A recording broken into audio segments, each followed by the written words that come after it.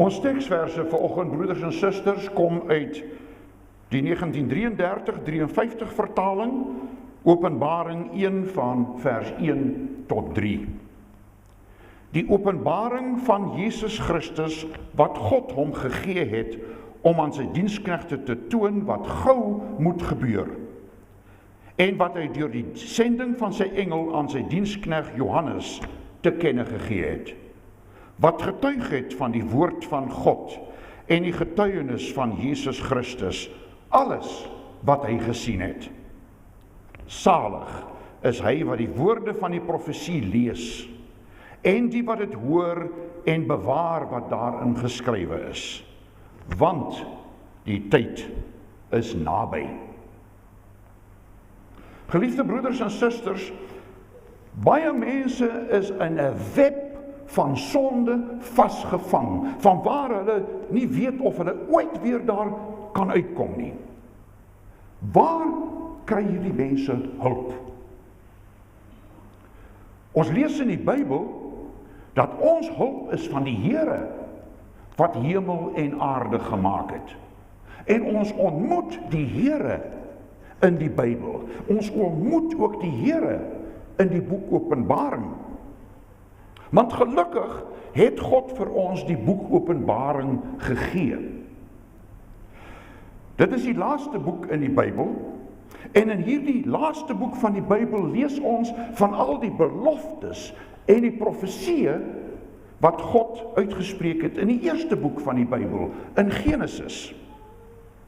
Genesis beskryf hoe God die hemel en die aarde gemaak het, deur sy woord. Byvoorbeeld, laat daar lig wees, en daar was lig. Daar is nie sprake van 'n groot knal, of die sogenaamde Big Bang nie. Die aarde het in Genesis deur die woord van die Here tot stand gekom. Openbaring, die laaste boek in die Bybel, beskryf 'n nuwe hemel en 'n nuwe aarde, want die eerste hemel en die aarde het voor God weggevlug met 'n groot gedruis. U kan dit lees in Openbaring 20 vers 11 en Openbaring 21 vers 1. 'n Groot gedruis. En ons lees in 2 Petrus 3 vers 10 dat die elemente sal brand en vergaan. Ons lees in die boek Genesis niks oor Satan in die eerste 2 hoofstukke van die Bybel nie. In Openbaring lees ons niks van Satan in die laaste 2 boeke van Openbaring en dan van die Bybel nie. In Genesis se 3de hoofstuk sien ons vir Satan die eerste keer. In die 3de laaste hoofstuk van die Bybel sien ons vir die duiwel vir die laaste keer. Die 3de hoofstuk van die Bybel, Genesis 3, beskryf die sondeval.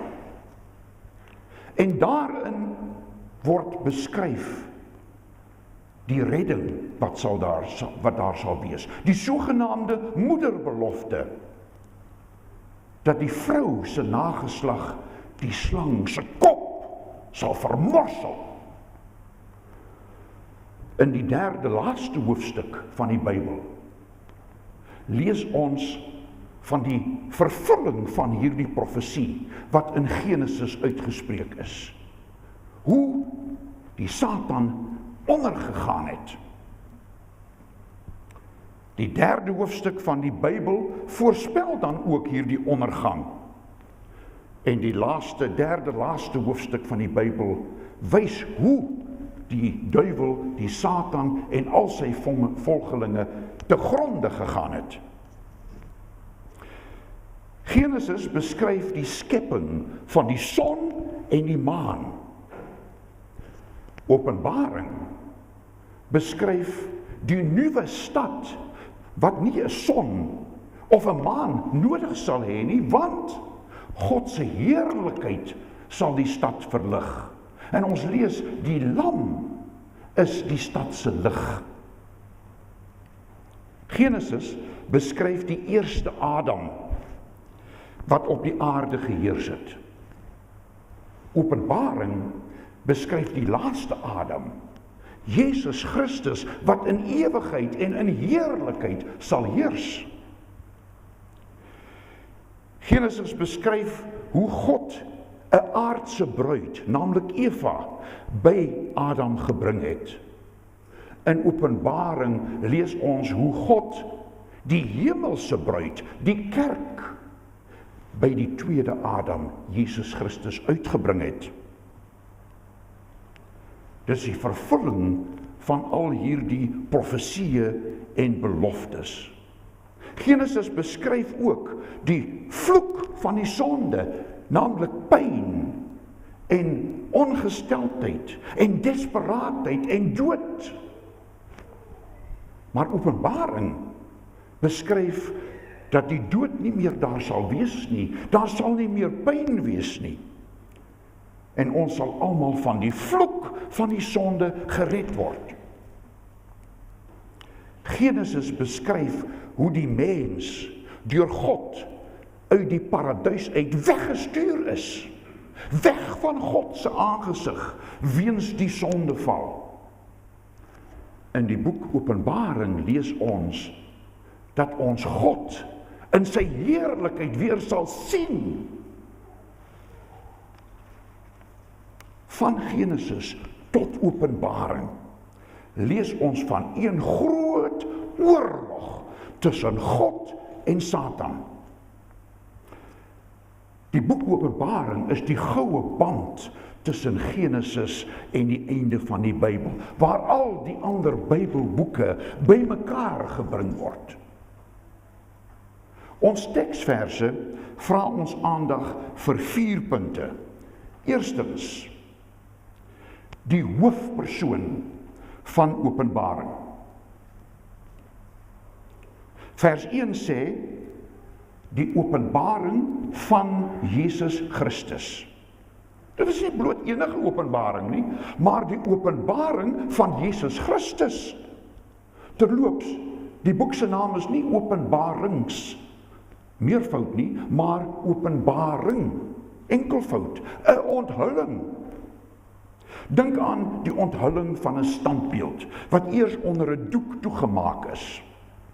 En dan kom iemand en neem die doek weg, en dit onthul dan die standbeeld, en al die mense kan die standbeeld sien. Dit is presies wat die naam Openbaring, die woord Openbaring hier beteken, 'n onthulling. God onthul sy seun vir almal om te sien. As jy hom nie met die eerste lees van die Bybel, of die eerste lees van 'n gedeelte van die Bybel raak sien nie, kyk weer, totdat jy hom raak sien. Want dit mag wees dat Jesus Christus onder die doek van ander Bybelboeke toegemaak is. Maar God kom en hy neem daardie doek weg. Hy onthul Jesus Christus. Met Jesus se eerste koms was sy heerlikheid in doeke toegedraai. Ons dink veral nou in Desember maand, so kort voor Kersfees, dink ons aan sy eerste koms. Maar sy heerlikheid was in doeke toegedraai. Dit was bedek. Hy was in 'n krib, in 'n stal, want daar was nie eers vir hom plek in die herberg nie. Maar met Jesus se wederkoms sal sy heerlikheid vir almal sigbaar wees. Met sy eerste koms het hy na sy kruisiging gekom. Wanneer hy weer kom hy na sy kroning. Met sy eerste koms het hy in skande gekom. Hy het aan 'n skandpaal gehang, ook genoem 'n vloekhout, 'n kruis, waar hy tussen hemel en aarde gehang het. Simbolies beteken dit die hemel wou hom nie hê nie. Die aarde het hom verwerp. Hy hang tussen hemel en aarde aan 'n skandpaal. En terwyl hy daar hang, is hy gespot. met sy wederkoms sal hy in skittering kom. Met sy eerste koms het hy voor Pontius Pilatus gestaan. Met sy tweede koms sal Pontius Pilatus en Caiaphas en die owerpriesters en die skrifgeleerdes en ek en jy voor hom staan. Met sy eerste koms het hy as 'n diensknegt gekom. Met sy tweede koms sal hy as die heerser kom, die Here van die heersers. Jesus Christus is die hoofpersoon in Openbaring en dan ook in die Bybel. Kom ons kyk tweedens na die hoofdoel van Openbaring. Vers 1, kom ons lees dit weer saam. Die openbaring van Jesus Christus, wat God hom gegee het om aan sy diensknegte te toon, wat gou moet gebeur. Hy het dit deur die sending van sy engel aan sy diensknegt Johannes te kenne gegee. God het die openbaring eers aan Jesus Christus gegee. Nou, hoewel Jesus self God is, het hy sy opdragte en kry hy nog steeds sy opdragte van die Vader. Onthou, Christus is volmaakte God, as ook volmaakte mens. Hy is aan God gelyk as God, maar as mens is hy aan die Vader ondergeskik. As volmaakte mens het Jesus 'n menslike natuur gehad. En hy kon net die toekoms weet as sy Vader dit aan hom as mens, as volmaakte mens geopenbaar het. En dit is waarvan ons hier lees, dat God het die openbaring aan Jesus Christus gegee as mens. Dit is dan ook sommer die hoofdoel van die openbaringboek, om dit vir hom as mens bekend te maak. Maar God se doel te gelykertyd is om ook die toekoms aan Jesus se diensknegte te kenne te gee. Diensknegte soos ek en jy. Christus is die bemiddelaar tussen God die Vader en die mens. En deur hom weet ons wat ons van God moet verwag en wat God van ons verwag. Let op die woord diensknegte. Die oorspronklike woord is slawe. Ons is slawe van die Here Jesus Christus, want hy het ons met sy dierbare bloed gekoop. Ons behoort aan hom. En jy moet 'n slaaf, jy moet 'n diensknegt van Jesus Christus wees om die boek van Openbaring te kan verstaan. Jy moet 'n slaaf wees. Want jou lewe is nie jou eie nie. Glo in Jesus Christus, want hy het jou gekoop. Want dan behoort jy, as jy glo, in lewe en in sterwe, in lewe en in dood, aan jou getroue saligmaker Jesus Christus. En dan moet jy jou knie voor hom gaan buig, as die koning van die konings en die Here van die heersers. Dit lees ons in 1 Timoteus 6 vers 15. Dan, as diensknegte, as slawe, sal jy verstaan wat binnekort moet gebeur. Hoekom het ons die boek Openbaring nodig? Vers 1 sê, om te weet wat gou gebeur. Om te weet wat gou gebeur. Die Openbaringboek is nie 'n geskiedenisboek nie. Die 4 evangeliste, Matteus, Markus, Lukas en Johannes, het die geskiedenis van die Here Jesus terwyl hy op die aarde gewandel het, vir ons opgeskryf. Lukas het die boek Handelinge geskryf om die handelinge van die eerste kerk en van Paulus en van Petrus en die disippels, die apostels te beskryf, die geskiedenis van die eerste eeu. Maar Openbaring gaan oor die toekoms. Let op 2 woorde in vers 1. Die woordjie moet en die woordjie gou. Dinge moet gebeur. Beslis. Dit is onafwendbaar, dit moet gebeur. Nie kan of sal, dit moet gebeur. En gou ook. Broeder en suster, die boek Openbaring roep u op, en vir my op, om die boek van Openbaring as beslis en dringend te beskou. Let op die treffende volgorde van die Openbaring. Ons lees dat God het eers die Openbaring aan Jesus Christus gegee. Jesus Christus, die volmaakte mens. Daarna het Jesus Christus dit deur sy engel aan sy diensknegt Johannes geopenbaar. Nog steeds vers 1. En toe het Johannes dit aan die 7 gemeentes oorgedra, aan hulle geopenbaar. Dit wil sê aan al Christus se slawe, aan al Christus se diensknegte. Vers 4.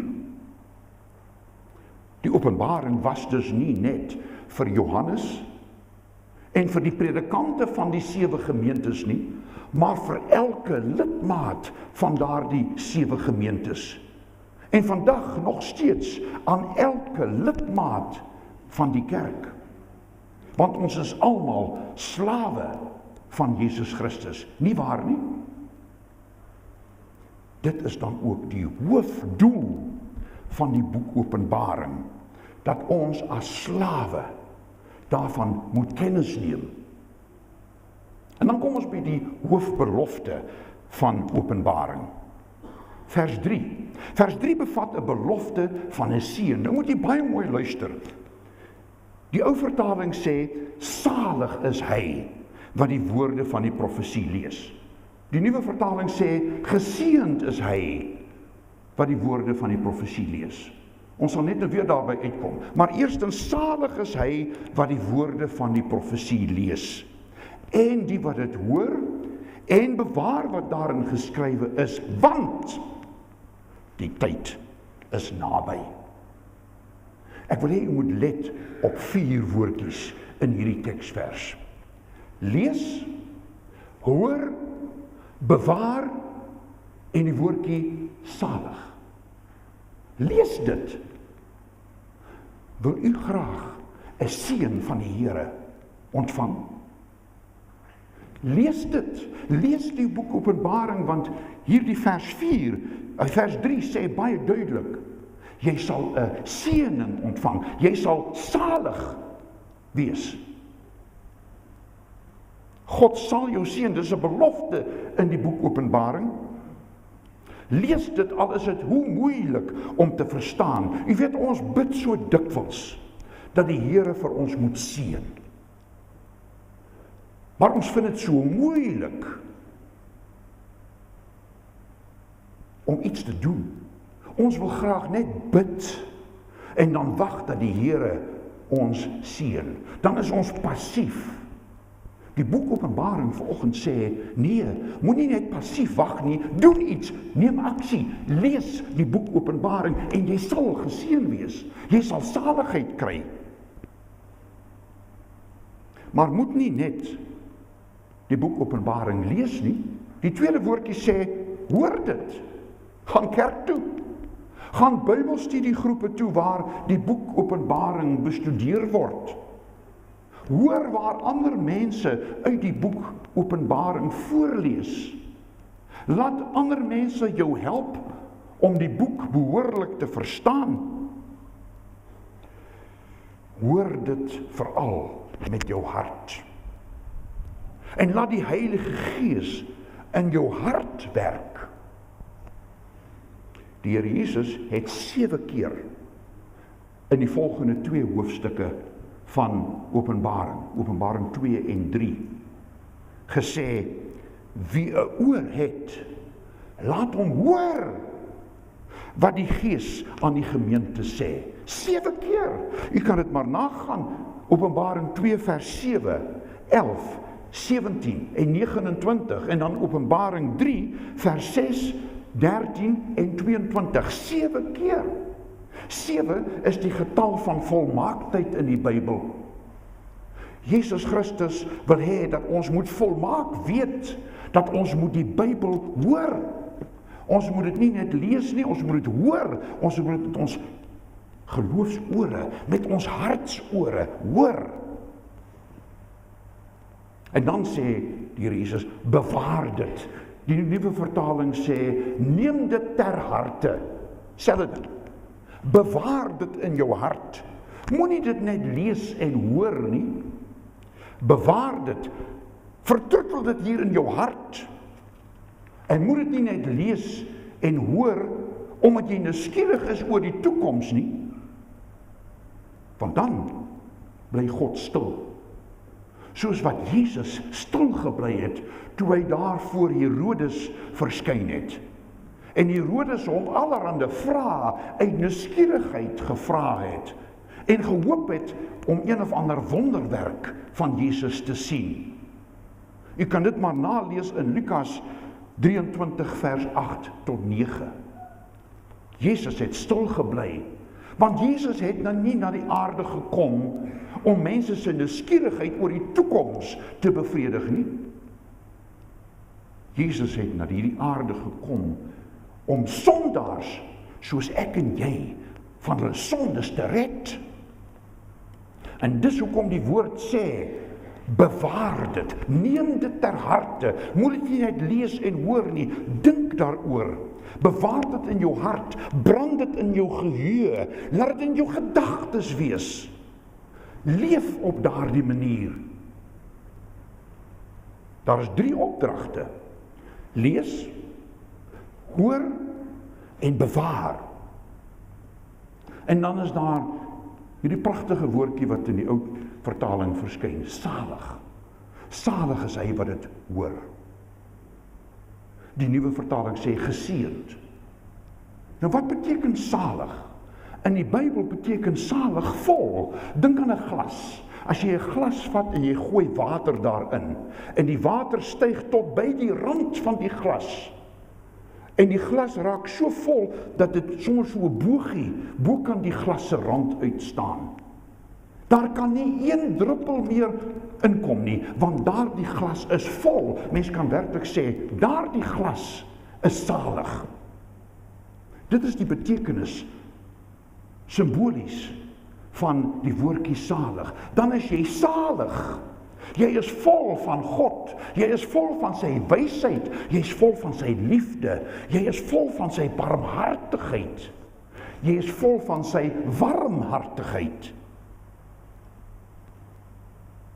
Salig is hy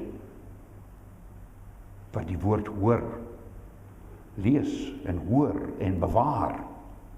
En dan beskryf die woord in ander teksverse 3 seëninge.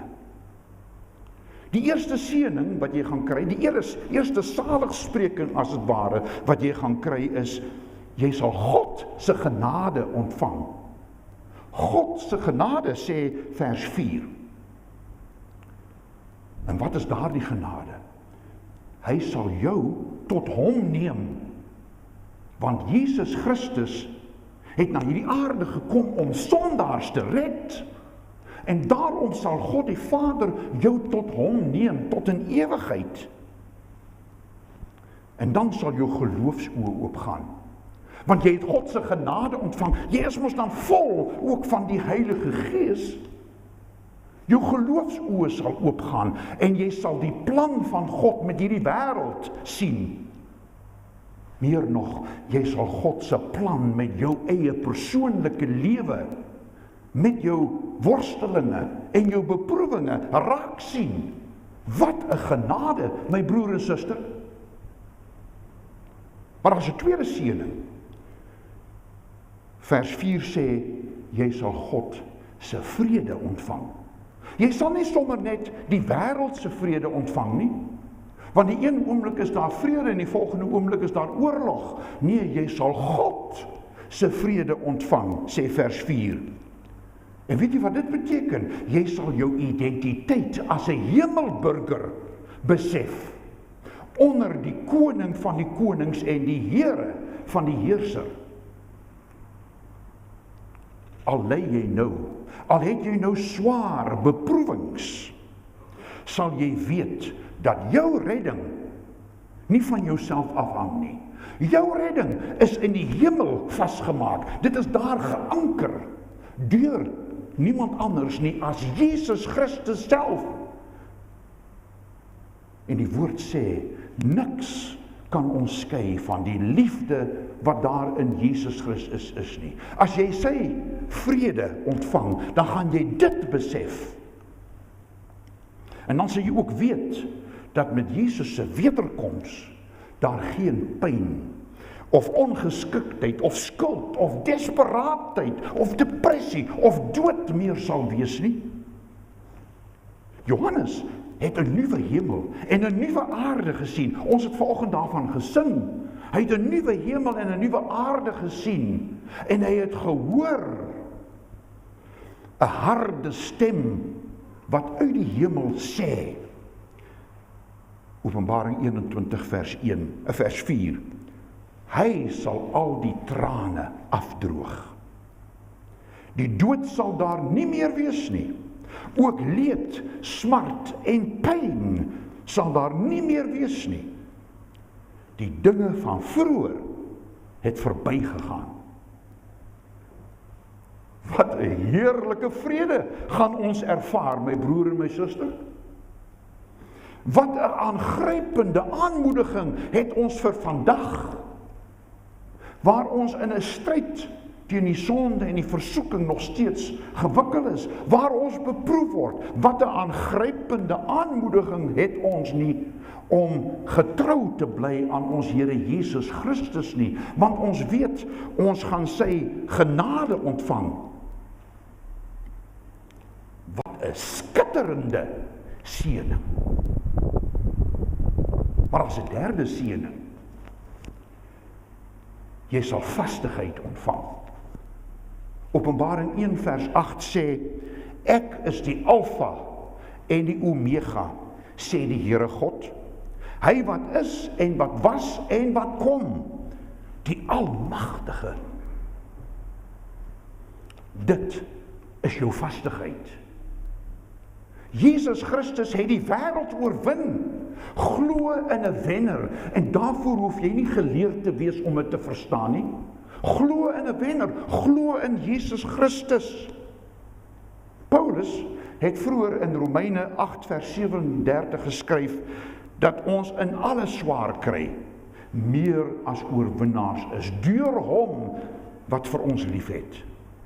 Jesus Christus is die Alfa en die Omega. Dit gee vir ons vastigheid. En dan kyk ons na die hoofvoorspelling van Openbaring.